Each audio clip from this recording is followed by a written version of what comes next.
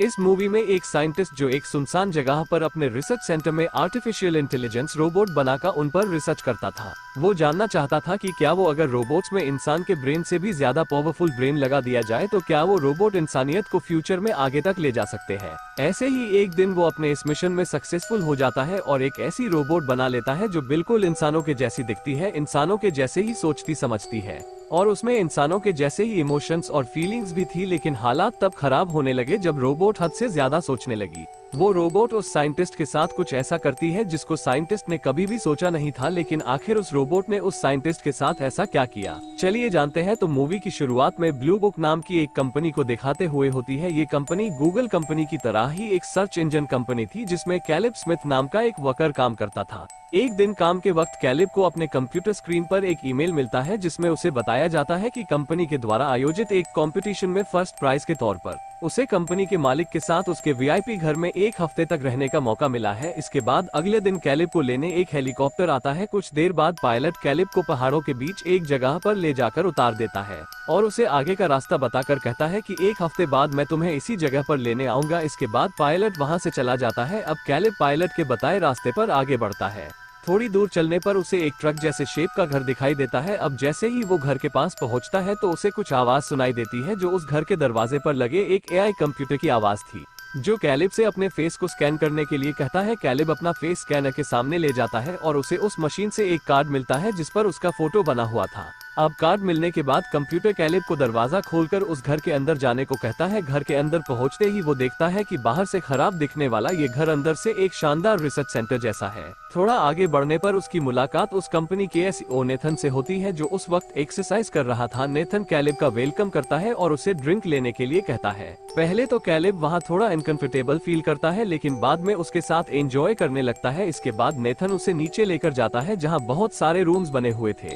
Nathan Caleb को समझाता है कि तुम्हारे कार्ड से जो भी कमरा खुले तुम्हें उसी कमरे में जाने की इजाजत है और जो कमरा तुम्हारे कार्ड से न खुले तो तुम्हें उसमें नहीं जाना है। इसके बाद हम नेथन और कैलिब को एक कमरे में बैठा देखते हैं जहां नेथन उसको एक असाइनमेंट पेपर देकर कहता है कि आगे का काम शुरू करने के लिए तुम्हें इस कॉन्ट्रैक्ट पर साइन करना होगा जिस पर लिखा हुआ था कि तुम इस घर में जो कुछ भी देखोगे वो कभी भी किसी को नहीं बताओगे। इस बात को लेकर कैलिब थोड़ा सोच में पड़ जाता है और कहता है कि इस कॉन्ट्रैक्ट पर साइन करने से पहले मैं मेरे वकील से बात करना चाहता हूँ। कैलिब को थोड़ा सोच में देखकर नेथन उसे समझाता है कि हम जो आगे बनाने जा रहे हैं वो बहुत ही शानदार चीज है। अगर हमारा मिशन सक्सेसफुल रहा तो इसका क्रेडिट तुम्हें भी मिलेगा। ये बात सुनकर कैलिब बिना कुछ सोचे समझे उस कॉन्ट्रैक्ट पेपर पर साइन कर देता है। अब कैलिब के कॉन्ट्रैक्ट पेपर पर साइन करने के बाद नेथन उसे अपने प्रोजेक्ट के बारे में बताता है कि आखिर वो क्या बना रहा है। वो बताता है कि मैंने एक रोबोटिक ह्यूमन बनाया है जिसके अंदर मैंने आर्टिफिशियल इंटेलिजेंस ब्रेन इम्प्लांट किया है। नेथन कैलिब से कहता है कि मैं उस रोबोट को चेक करना चाहता हूँ। वो कहता है कि मुझे इस चेकिंग के काम में तुम्हारी मदद चाहिए। तुम्हें हर रोज रोबोट से बात करके उसका टेस्ट लेना होगा और टेस्ट लेते वक्त अगर तुम्हें कभी भी ये लगे कि तुम किसी इंसान से नहीं बल्कि रोबोट से बात कर रहे हो तो इस टेस्ट को फेल माना जाएगा। अब इस टेस्ट के लिए कैलिब तैयार हो जाता है। अगले दिन उनका ये टेस्ट शुरू हो जाता है जिसके लिए नेथन कैलिब को एक शीशे से बने कमरे में भेजता है जहां उसे अपने सामने फीमेल रोबोट दिखाई देती है जिसका चेहरा बिल्कुल इंसानों की जैसा था लेकिन उसकी पूरी बॉडी रोबोटिक थी। कैलिब उससे बात करना शुरू करता है जहां वो फीमेल रोबोट उससे कहती है कि मेरा नाम ईवा है और ऐसे ही वो दोनों काफी वक्त तक बात करते रहते हैं। दूसरी तरफ उनकी बातचीत को नेथन कैमरे के जरिए बाहर बैठा देख और सुन रहा था और साथ ही उनकी बातचीत पर नोट्स भी बना रहा था। जब उन दोनों की बातचीत खत्म होती है तो ईवा कैलिब से कहती है कि मुझे तुमसे बात करके काफी अच्छा लगा और मैं तुमसे दोबारा मिलना चाहती हूँ। इसके बाद कैलिब बाहर नेथन के पास आ जाता है। नेथन कैलिब से पूछता है कि तुम्हें ईवा से बात करके कैसा लगा जिस पर कैलिब एक्साइटेड होकर उससे कहता है कि वो बहुत अच्छी है और उससे बातचीत करते वक्त मुझे बिल्कुल भी ऐसा नहीं लगा कि मैं किसी रोबोट से बात कर रहा हूँ। ये सुनकर नेथन अपने प्रोजेक्ट की सक्सेस को सोचकर काफी खुश हो जाता है। उसी रात कैलिब अपने कमरे में लेटा हुआ था लेकिन उसे बिल्कुल भी नींद नहीं आ रही थी। तभी कैलिब को बिस्तर पर एक रिमोट मिलता है। अब क्योंकि कैलिब को नींद नहीं आ रही थी इसलिए वो सोचता है कि कुछ वक्त टीवी देख लिया जाए। जब वो टीवी का रिमोट समझकर उस रिमोट का बटन दबाता है तो स्क्रीन पर ईवा के कमरे की लाइव सीसीटीवी फुटेज चलने लगती है। ये देखकर कैलिब को कुछ भी समझ नहीं आता। तभी अचानक लाइट चली जाती है और घर के सभी दरवाजे बंद हो जाते हैं जिससे कैलिब थोड़ा घबरा जाता है और दरवाजा खोलने की कोशिश करता है लेकिन दरवाजा नहीं खुलता। थोड़ी देर बाद जब लाइट आती है तो कैलेब दरवाजा खोलकर उसी वक्त नेथन के पास जाकर उससे लाइट के जाने की वजह को पूछता है, जिस पर नेथन उसे बताता है कि घबराओ मत, मैंने इन दरवाजों को इस तरह से डिजाइन किया है कि जैसे ही लाइट चली जाती है तो सभी के दरवाजे ऑटोमेटिकली लॉक हो जाते हैं ताकि कोई अनजान इंसान पावर कट करके इन कमरों में घुस ना पाए। साथ ही नेथन उसे ये भी बताता है कि पिछले कुछ दिनों से घर की लाइट बार बार कट रही है क्योंकि पहले कभी भी ऐसा नहीं होता था। इसके बाद कैलेब अपने कमरे में जाकर सो जाता है। सुबह उसके कमरे में एक लड़की उसके लिए नाश्ता लेकर आती है। उसे देखकर कैलेब थोड़ा शॉक्ड हो जाता है और नेथन से जाकर उसके बारे में पूछता है। नेथन उससे कहता कि उसका नाम क्योको है और वो मेरी केयरटेकर है। फिर नेथन कैलेब से कहता है कि आज हम ये टेस्ट करेंगे कि ईवा तुम्हारे बारे में क्या सोचती है। कैलेब ईवा के पास उसका नेक्स्ट टेस्ट लेने जाता है, जहां ईवा कैलेब को कुछ ड्राइंग्स दिखाती है जो उसने रात में ड्रॉ की थी, लेकिन कैलेब उन ड्राइंग्स को समझ नहीं पाता। वो ईवा से कुछ ऐसा ऑब्जेक्ट बनाने को कहता है जो वो बनाना चाहती है, जैसे कि कोई इंसान या कोई पेड़ या कुछ भी। इस पर ईवा कहती है कि वो उसे अगले दिन बनाकर दिखाएगी। ईवा कैलेब से पूछती है क्या तुम मैरिड हो, जिस पर कैलेब उसे जवाब देते हुए अपने बारे में बताने लगता है कि मैं 26 साल का अनमैरिड लड़का हूँ, मेरी कोई गर्लफ्रेंड भी नहीं है और मेरे पेरेंट्स एक कार एक्सीडेंट में मारे जा चुके हैं। ये सुनकर ईवा इस बात पर दुख जताती है। वो दोनों इसी तरह बातें कर ही रहे थे कि अचानक पावर कट हो जाता है। पावर कट होते ही ईवा कैलेब से कहती है कि तुम्हें नेथन पर भरोसा नहीं करना चाहिए क्योंकि वो अच्छा इंसान नहीं है। वो कहती है कि बार बार घर की लाइट भी मैं ही कट करती हूँ ताकि सभी के सभी कैमरास बंद हो जाए, जिससे नेथन हमें न तो सुन पाएगा और न ही देख पाएगा। ईवा की ये बात सुनकर कैलेब को हैरानी होती है कि आखिर भी ऐसा क्यों कह रही है। उसे थोड़ा अजीब लगता है कि तभी फिर से लाइट वापस आ जाती है। कैलेब उसी वक्त टेस्टिंग रूम से बाहर निकलकर नेथन के पास जाता है, जहाँ वो दोनों डिनर करने लगते हैं। नेथन कैलेब से पूछता है कि जब तुम ईवा का टेस्टिंग रूम में टेस्ट ले रहे थे तो लाइट चली गई थी, जिससे मैं तुम दोनों की बातचीत को नहीं सुन पाया। वो पूछता है कि तुम दोनों में क्या बातें हुई थी। कैलेब नेथन से झूठ बोलता है कि पावर कट होने के बाद ईवा ने मुझसे कोई बात नहीं की। रात को कैलेब फिर से अपने कमरे में लगे स्क्रीन से सीसीटीवी फुटेज के जरिए ईवा को देखने लगता है, क्योंकि वो ईवा से अट्रैक्ट होने लगा था। अगले दिन नेथन कैलेब को एक अलग रिसर्च रूम में लेकर जाता है, जहां वो कैलेब को बताता है कि ये वही रूम है जहां पर मैंने ईवा को बनाया था। वो एक गोल्ड स्टोन जैसे शेप की चीज को उठाता है और कहता है कि ये ईवा का ब्रेन है। ईवा जो भी सोचती है वो इसी ब्रेन की बदौलत है। नेथन कैलेब को बताता है कि ईवा का ब्रेन पूरी दुनिया की सोच से मिलकर बना है।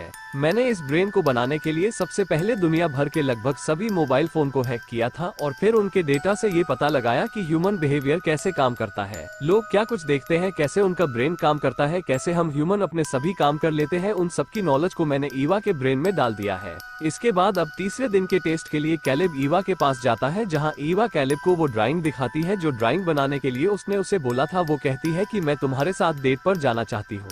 थोड़ी देर बाद ईवा कैलेब से कहती है कि अपनी आंखें बंद करो, मुझे तुम्हें कुछ दिखाना है। कैलेब आंखें बंद कर लेता है। तभी ईवा अंदर जाकर बिल्कुल इंसानों के जैसे कपड़े पहनकर कैलेब के सामने आती है, जिसे देखकर कैलेब ईवा पर और भी ज्यादा अट्रैक्ट हो जाता है। इसके बाद ईवा कैलेब से पूछती है क्या तुम मुझे पसंद करते हो, जिस पर कैलेब कहता है कि नहीं, लेकिन ईवा उससे कहती है कि तुम झूठ बोल रहे हो क्योंकि मैं तुम्हारे फेस एक्सप्रेशन को रीड कर सकती हूँ। इसके बाद कैलेब नेथन के पास जाकर उसे बताता है कि ईवा लोगों के इमोशंस समझ सकती है और सच और झूठ को पकड़ सकती है। इसके साथ ही वो लोगों से फ्लर्ट भी कर सकती है। नेथन उससे कहता है कि मैंने तो सिर्फ ईवा को सोचने समझने के लिए ही बनाया था, लेकिन बाकी की चीजें वो धीरे धीरे खुद ब खुद सीख रही है। कैलेब पूछता है कि तुमने ईवा को लड़की ही क्यों बनाया, जिसके जवाब में नेथन बताता है कि वो इंटीमेट भी हो सकती है और इंटीमेट होते टाइम उसे भी प्लेजर फील होगा। नेथन कैलेब से कहता है कि तुम्हें उसको फंसाकर उसके साथ फिजिकल होना पड़ेगा। ये सब बातें सुनकर कैलेब को समझ आ जाता है कि ईवा के अंदर ह्यूमन जैसी सभी फीलिंग्स और इमोशंस होने के बाद भी नेथन ने उसे यहाँ पर कैद कर रखा है।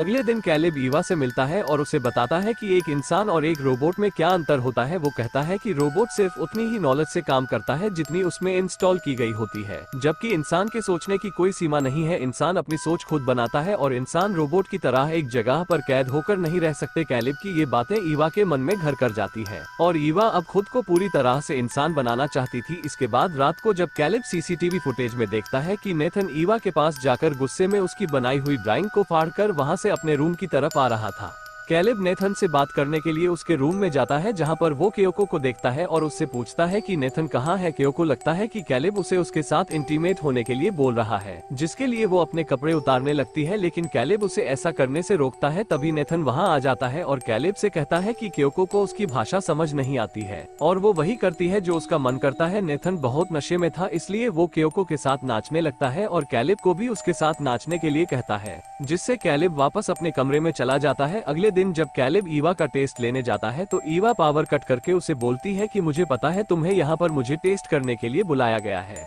लेकिन अगर मैं नेथन के इस टेस्ट में फेल हो गई तो वो मेरे साथ क्या करेगा। तभी ईवा कैलेब से कहती है कि जिस तरह तुम मुझे प्यार करने लग गए हो उसी तरह मुझे भी तुमसे प्यार हो गया है और मैं जिंदगी भर तुम्हारे साथ रहना चाहती हूँ। लेकिन पूरी तरह इंसान बनने के बाद इस टेस्ट के बाद कैलेब नेथन के पास जाता है और उससे पूछता है कि अगर ईवा इन टेस्ट में फेल हो जाती है तो तुम उसके साथ क्या करोगे।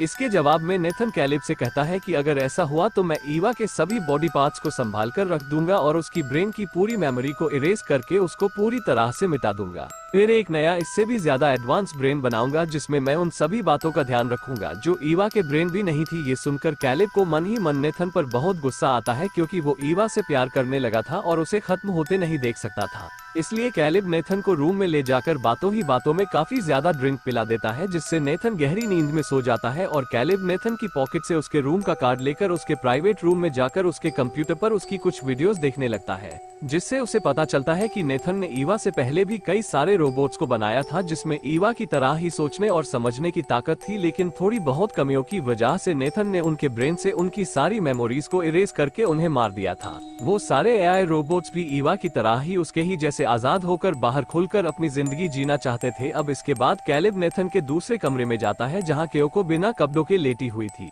कैलेब वहाँ पर सभी कबोर्ड को खोलने लगता है और देखता है कि उन कबोर्ड में उन्हीं रोबोट्स की बॉडी रखी है जिनको नेथन ने शट डाउन करके वहाँ रखा हुआ था। ये देखकर वो काफी डिस्टर्ब हो जाता है। तभी क्योको अपनी बॉडी से चमड़ी उतारने लगती है जिससे उसे पता चलता है कि क्योको भी लड़की नहीं है बल्कि रोबोट है। उसमें भी इंसानों की तरह सोच और फीलिंग्स थी, लेकिन फिर भी नेथन उसे गुलामों की तरह रखता था। वहीं दूसरी तरफ नेथन की आंख खुलती है और वो नशे की हालत में अपने प्राइवेट रूम में जाने के लिए अपने कार्ड को ढूंढने लगता है, जिससे कैलेब रूम से बाहर आकर उसका कार्ड नीचे गिरा देता है और उससे कहता है कि तुम्हारा कार्ड यहाँ नीचे गिरा पड़ा है। इसके बाद कैलेब अपने रूम में जाकर लेट जाता है, लेकिन अब उसे खुद पर भी शक होता है कि कहीं वो भी एक रोबोट तो नहीं है, जिसके लिए वो खुद की बॉडी चेक करने लगता है और यहाँ तक कि अपने हाथ पर भी कट लगाता है जिससे उसके हाथ से ब्लड निकलने लगता है। अगले दिन कैलेब ईवा के पास जाता है जहाँ थोड़ी नॉर्मल बात करने के बाद ईवा पावर कट कर देती है। तब कैलेब उसे बताता है कि अगर तुम टेस्ट में फेल हुई तो नेथन तुम्हारे ब्रेन से तुम्हारी सारी सोच और मेमोरीज को मिटा देगा, जिससे तुम मर जाओगी और फिर वो तुम्हारी बॉडी को संभाल कर कबोर्ड में रख देगा।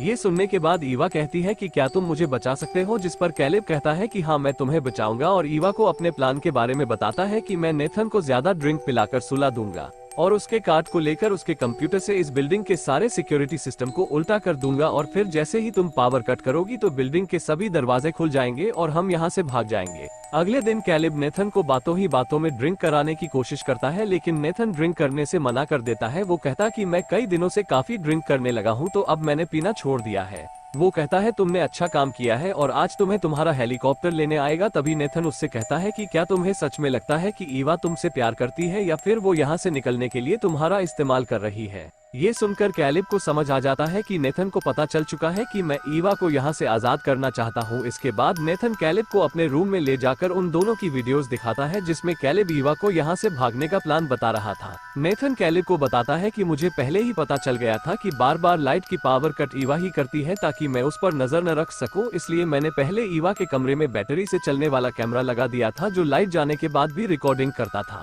नेथन कहता है कि मैं स्टार्टिंग से ही पावर कट होने के बाद की तुम दोनों की बातचीत को देख और सुन रहा था। नेथन कहता है कि मैंने ईवा को बनाया ही इस तरीके से था जिससे वो खुद को यहाँ से आजाद करने के लिए अपने इमोशन और फीलिंग्स को दूसरे के सामने इस तरह पेश करे जिससे दूसरा इंसान उसकी बातों में आकर उसकी हेल्प करने के लिए कुछ भी करने को तैयार हो जाए। वो कहता कि ईवा अपने टेस्ट में पास हो चुकी है क्योंकि उसने अपनी सोच समझ इमोशंस और फीलिंग से तुम्हें उसकी मदद करने के लिए मजबूर कर दिया। तभी ईवा प्लान के मुताबिक पावर कट कर देती है और नेथन उससे कहता है कि देखो ईवा ने प्लान के मुताबिक पावर कट कर दी है और तुम अपने इस प्लान में फेल हो गए हो। जिस पर कैलेब कहता है कि तुम इतना खुश मत हो क्योंकि मुझे शुरू से ही पता था कि तुम पावर कट होने के बाद भी मेरी और ईवा की बातें किसी न किसी तरह से सुन रहे थे। वो कहता है कि इसलिए मैंने कल जब तुम शराब पीकर सोए हुए थे तो मैंने तुम्हारे कॉर्ड से बिल्डिंग के सारे सिस्टम को उल्टा कर दिया था। तभी नेथन स्क्रीन पर देखता है कि ईवा अपने कमरे से बाहर निकल चुकी है और गुस्से में वो कैलेब को एक रॉड से मारकर बेहोश करके ईवा के पास जाकर उससे कहता है कि तुम अपने कमरे में वापस जाओ वरना मैं तुम्हें खत्म कर दूंगा। ईवा क्योको के कान में कहती है कि तुम्हें नेथन पर वार करना है और खुद ही उस पर अटैक कर देती है। फिर नेथन ईवा से खुद को छुड़ाकर उसके हाथ पर रॉड मारकर उसका हाथ तोड़ देता है।